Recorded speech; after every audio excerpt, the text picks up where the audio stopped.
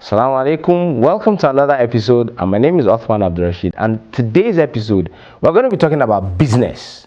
Now, I know that in the past episodes, we've talked about so many things: how to grow your business, how to start a business, how to get ideas for a business. But I realized that a lot of us might not even know what is a business, right? And that's why maybe we struggle. Because you see, one of the things that we need to understand is for you to be able to grow something, for you to be able to deploy something, you must understand how to define it. And honestly, one of the best definitions I've seen about a business is in a book called Personal MBA by Josh Kaufman. And in that book, he talks about 5 key things that every business must do. And that's what I'm going to be talking about today. We'll define those 5 key things, and you get to assess yourself whether you are doing those things in your business right now. And I'll take them one by one.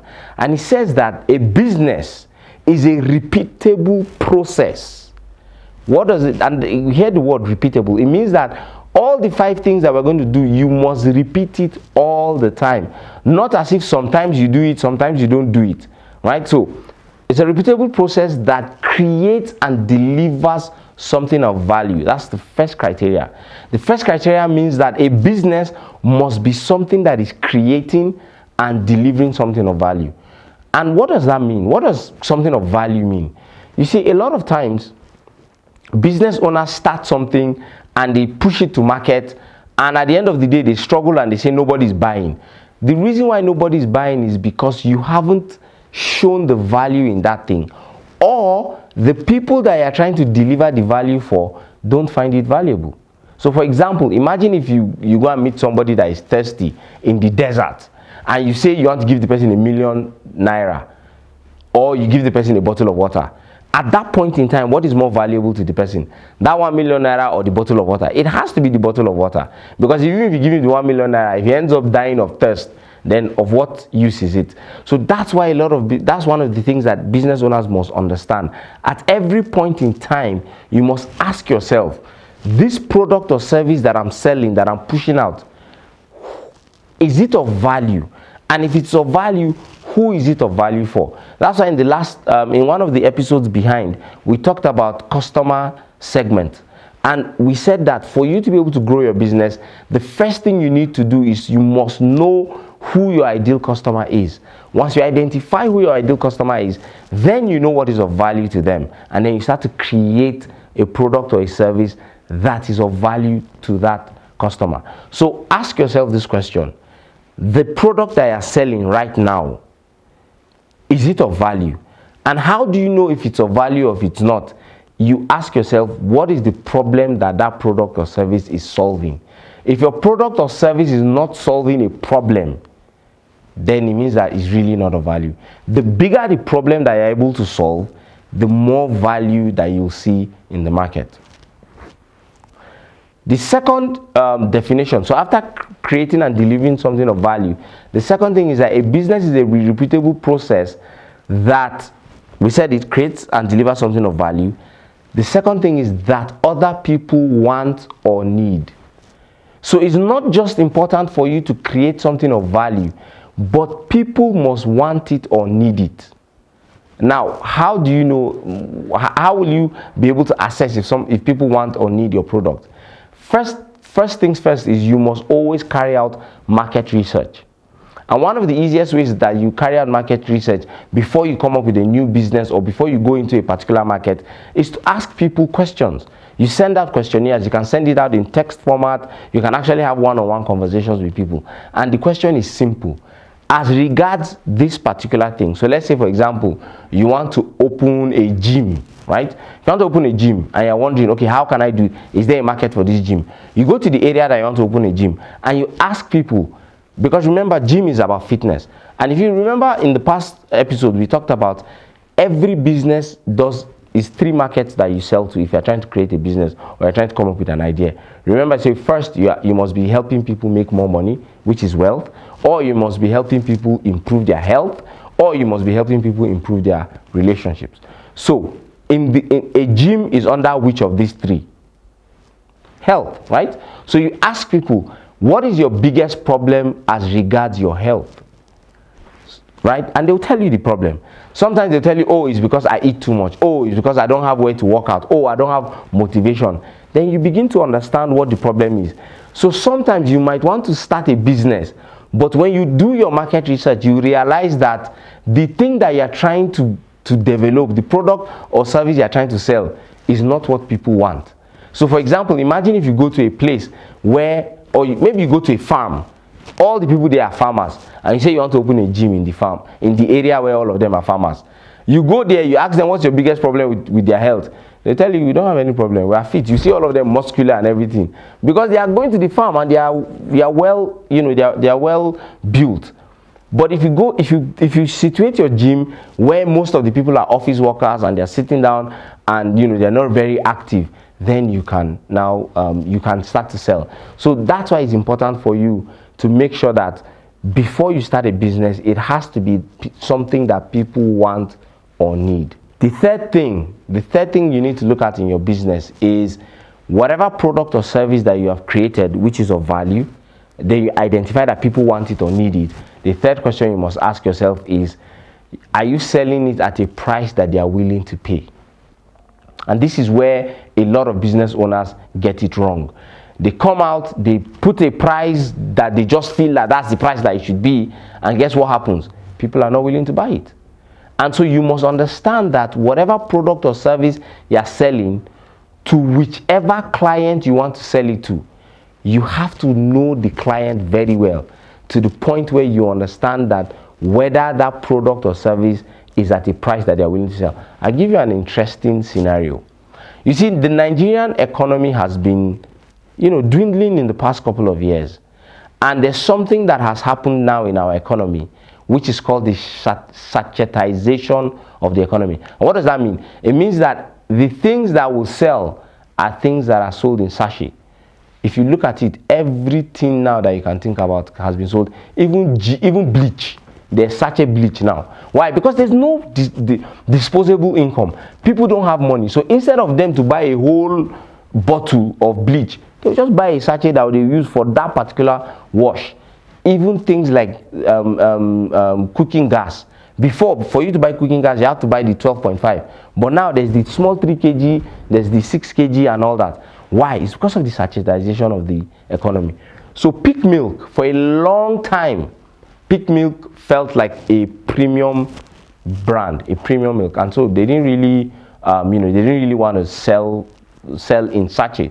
But as the economy was growing, they were doing their market research and they started to realize that, look, if they are going to compete with the likes of Cowbell, they needed to come up with their sachet. And so they created it. So you must always ask yourself, the product or service that you're selling, are people willing to buy? Once you see that you've put out a product or service, you've talked about it to the ideal client, and none of them is buying, then you must ask them why. What is the reason why they are not buying? If you're able to ask intelligent questions, you will start to see good answers, and you realize that maybe it might be the price. And if it's the price, you can see what you can do. Either you reduce the quantity to just give them that thing. Look, even cornflakes now is sold in sachet, where you just get one sachet and you buy it and you go, right? The fourth thing that a business does, now let me recap. A business is a repeatable process that creates and delivers something of value that people want or need at a price that they are willing to pay, right? And the fourth thing is in a way that satisfies the customer. And I think that this is the critical point where a lot of business owners don't really get it right. What does it mean to satisfy a customer? You see, customer satisfaction is the lifeblood of your business, because the only time a customer will come back is if they are satisfied, or if you exceed their satisfaction. Now, for you to be able to grow a business, you must even know what is customer satisfaction, right? Customer satisfaction is simply what is the perception of what the customer wants versus the actual delivery of the product. So let's say, for example, a customer thinks that, oh, you can't deliver within 24 hours, and you deliver within 24 hours. Have you met their expectation? Yes. If a customer feels like you should deliver in an hour and you deliver in 24 hours, have you met their satisfaction? No. Which is why a lot of times, I mean, a lot of Nigerians, when we see that there's light 24 hours for a full day, we start to wonder what's going on. Why? Because we already have an expectation. And if our expectation is exceeded, we start to become uncomfortable, right? So you must understand what is the standard that your customer wants in their business, in them using your product or service. I'll give you an example. There's a lady I saw the other day, and it was on Instagram, it was on social media, everywhere. She was selling small chops. So small chops, samosa, spring rolls, all those things. So samosa and spring rolls, is it something of value? Let's assess it based on what I talked about. Yes, it is something of value that people want or need. Is it what people want or need? Yes, people want and need it. Maybe for weddings, maybe for, walima, maybe for classes, different kind of things, right? At a price that they are willing to pay. Obviously, somebody bought that small chop, so it was at a price that somebody was willing to pay. But guess what this woman did? She put these small chops, the samosa and the spring rolls, inside a black nylon and delivered it to the person. And the person was like, oh my God, I can't believe this. The person snapped it and posted it on social media. You see, that particular business owner did not deliver that product in a way that the customer needed. And so that business owner flaunted this fourth principle. So you must understand that you must deliver your product or service in a way that not only does it satisfy your customer, but it exceeds their satisfaction. So you might be selling food and your food is sweet, but maybe your waiters talk to your customers anyhow. They insult their customers. Maybe your restaurant is hot. There's no AC, there's no fan. People come there, they are sweating. You are not delivering your product or service at a way that is going to satisfy your customers, right? So that's just a little example that I think you can use. The fifth one. So the fifth one is so the business brings in enough revenue to keep the business owner in business. So let's recap the 5 things. 1, a business is a repeatable process that creates and delivers something of value. 1. 2, that people want or need. 3, at a price that they are willing to pay. 4, they must deliver it in a way that satisfies the customer's expectations. 4, and then 5, and must do that in a profitable way to keep the business owner in business.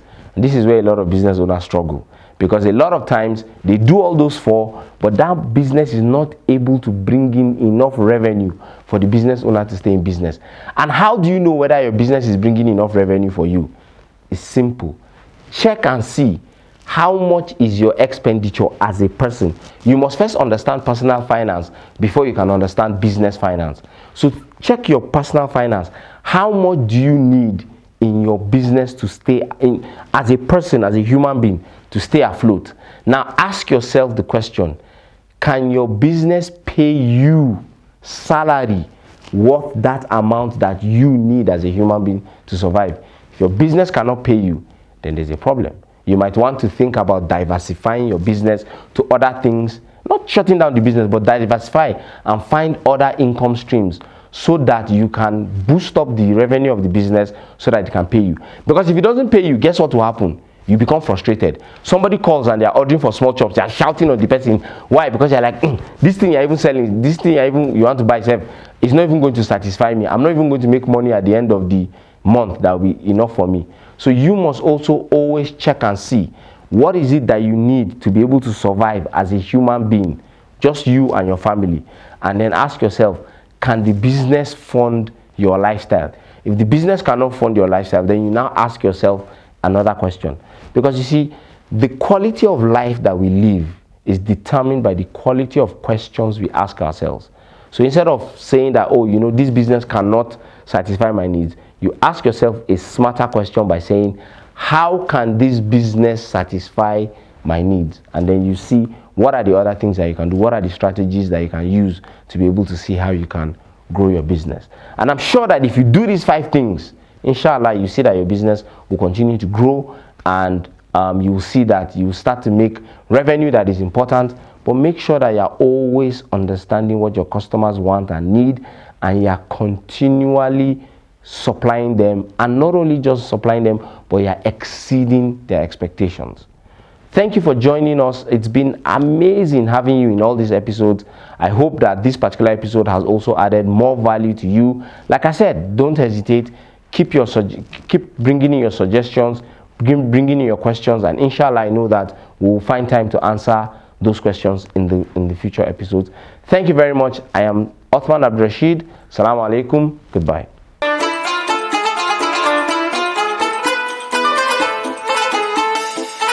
Ramadan Mubarak.